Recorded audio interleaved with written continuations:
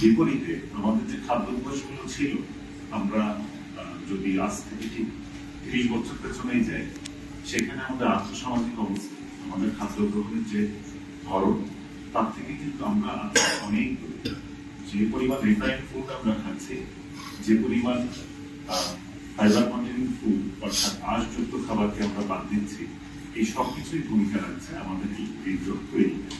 এবং শুধু তাই না, হৃদরোগ নয়, অন্য রোগগুলোতেও দেখা যাচ্ছে যে এই অভ্যাসের ভূমিকাটা আসলে অনেক বেশি।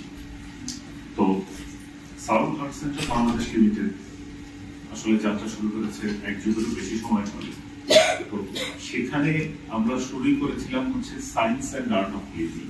সাউথ যদি আমরা এক্সপেনশনে নেই যে ওয়ার্ডটাকে, তাহলে SAAOE, এটাকে আমরা বলছি যে science and art of living. অর্থাৎ আমার যে জীবনের যে শিল্প, অর্থাৎ আর্ট অফ লিভিং, এর প্রতিটার পেছনে আমার সায়েন্স থাকবে। সাউথ হার্ট সেন্টার যেই হৃদরোগের চিকিৎসা বেইজের উপর দাঁড়িয়ে চিকিৎসাটাকে পরিচালনা করে, সেটা হচ্ছে রিভার্সাল হার্ট ডিজিজ।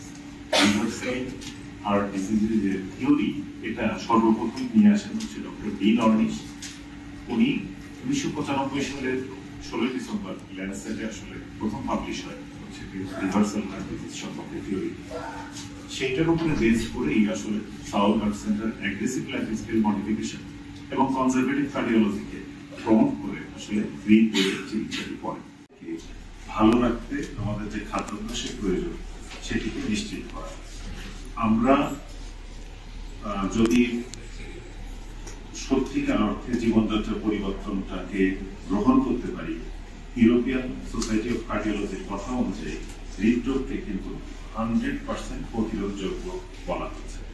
তো আমরা যদি চাই এই রোগটি যে বোঝা আমাদের জাতির উপর থেকে আমরা নামিয়ে আনতে সক্ষম হব।